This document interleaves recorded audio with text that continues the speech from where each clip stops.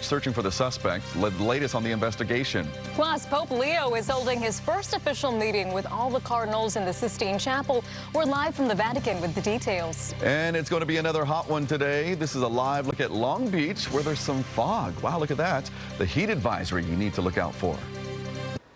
Now, Southern California's news leader, ABC 7 Eyewitness News. Good Saturday morning. I'm Tony Cabrera. And I'm Irene Cruz. As you just saw, we do have some morning fog rolling in through some parts of Southern California. But man, Tony, it is going to be a hot one today. Yesterday got pretty warm, too. It was pretty warm yesterday. We have Sheila who's tracking all of it. Yeah, we got just a sample of it yesterday, and the heat is back for one more day. But like you mentioned, we are starting off with some fog. So we're talking about the heat, but along the coast, you've got some nice, cool conditions. Look at that. Bringing back that Long Beach sky camera. So just keep in mind, if you are out and about by the beach, a little bit of a marine layer in the mix, but really a beautiful shot out there. Some nice, cool temperatures, 59 degrees. Enjoy it because it is not going to last long. Taking a live look, a great shot out there. Clear skies for you in Wrightwood, 59. Just starting to see the sunrise. So inland spots going to feel the heat today, but along the coast, it's a little bit cooler. So if you want to beat the heat, head to the beach. 72 to start your morning in Banning, Palm Springs. Already in the 80s this Saturday. As you head toward the coast, low 60s out there for most of you, but a couple of you just hanging on to the 50s. 58 for you in Malibu, Seal Beach coming in 59, and then temperatures going to pack a punch this afternoon. LA, Orange County, both making it to the 90s, coming very close to some records. Valleys, Inland Empire, most likely going to break some records out there today. Inland Empire set to come in those triple digits. Along the coast, you're in the low 80s, upper 70s for some of you. Mountains in the 80s as well. High deserts, mid 90s, and then look at this, low deserts. We are talking about those triple digits, well into the triple digits. 106 for you today. So we do have quite the cool down that comes, and pretty quickly too. This heat doesn't stick around too long. I'll break it all down in the full forecast, but for now, Tony and Irene, I'll toss it back to you guys. Okay, sounds good, Sheila. Thank you. No arrest yet after a 12-year-old boy was shot and killed at a Compton park. The boy was found shot in the stomach at Fig Oleander Park yesterday afternoon. First responders performed a blood transfusion on site before rushing him to the hospital. Sadly, they could not save his life. Investigators say his killer was wearing all black and a ski mask. It's unclear what led up to the shooting or if the boy was the intended target. A teenager has been charged with murder in the deadly stabbing of his 14-year-old classmate. It happened outside Santa Ana High School earlier this week. The teenager has also been charged with 2 counts of assault with a deadly weapon for stabbing 2 other classmates. Those 2 students are expected to be okay. Police say 15 and 17-year-old brothers turned themselves into police Wednesday. They have not said which one was charged. Crews are still working to repair the damage caused by a shocking crash at the iconic Whiskey A Go-Go in WeHo. They've been working through the night to restore power so the music venue can open tonight. A runaway dump truck took out a power pole yesterday and then slammed into the building. Investigators say it had just left a construction site and they believe the brakes failed. We heard crazy crunching and squealing from up the hill, and we both just kind of were standing there waiting to figure out what it was, and then saw the truck go through the gates there and smash through the cars and then hit the building. The truck narrowly missed other drivers and pedestrians. Last night's performances were postponed. No word yet about tonight's show. There's breaking news coming out of Ukraine, where that country and 4 of its allies are calling for a 30-day ceasefire starting Monday.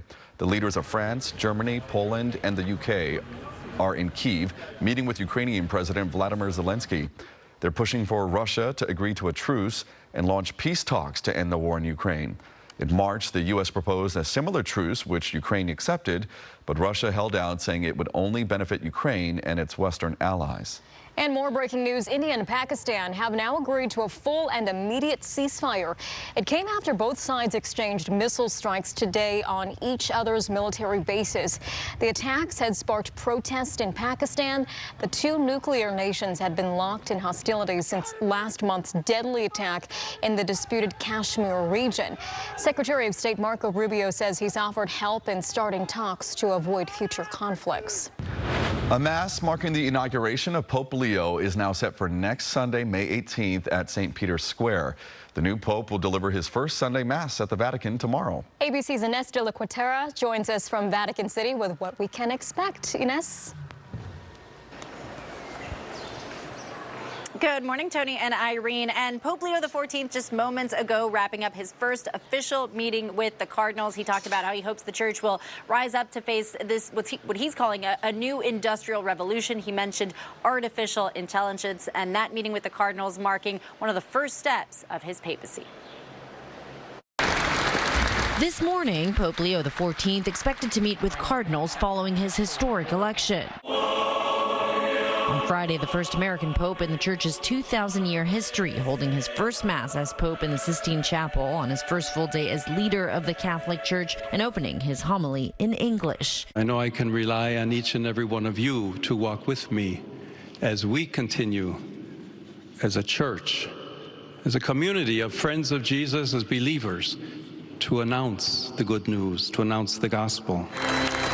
Cardinals clapping as he left the chapel. Some speaking out now about that secretive conclave that elected then Cardinal Robert Francis Prevost as Pope. Then I walked back and I took a look at Bob, and because his name had been floating around, and he had his head in his hands. And then when he accepted it, it was like he was made for it. His brother John echoing that sentiment and speaking to our Alex Perez. Some people play school or some people play army. He played priest, and we had to go to mass. The ironing board was the altar. Our James Longman caught up with Cardinal Bo from Myanmar. Are you excited to have the first American Pope? Yes, good day. So that you can build a bridge. Or can have a conversation, dialogue with Trump. On Thursday, more than 150,000 people packing St. Peter's Square to witness history. Catholic Americans celebrating this historic moment from classrooms in Chicago to Villanova University, the Pope's alma mater. And on Sunday, Pope Leo will once again appear on that famous balcony behind me, the central balcony of St. Peter's Basilica. He will lead a prayer, and then on Monday, he is expected to be meeting with members of the press. Tony? Thank you so much. Good to hear all the updates on that, and exciting news for many Catholics there. Well, here at home, LA Archbishop Jose Gomez celebrated a special mass yesterday at the Cathedral of Our Lady of the Angels to welcome the new Holy Father.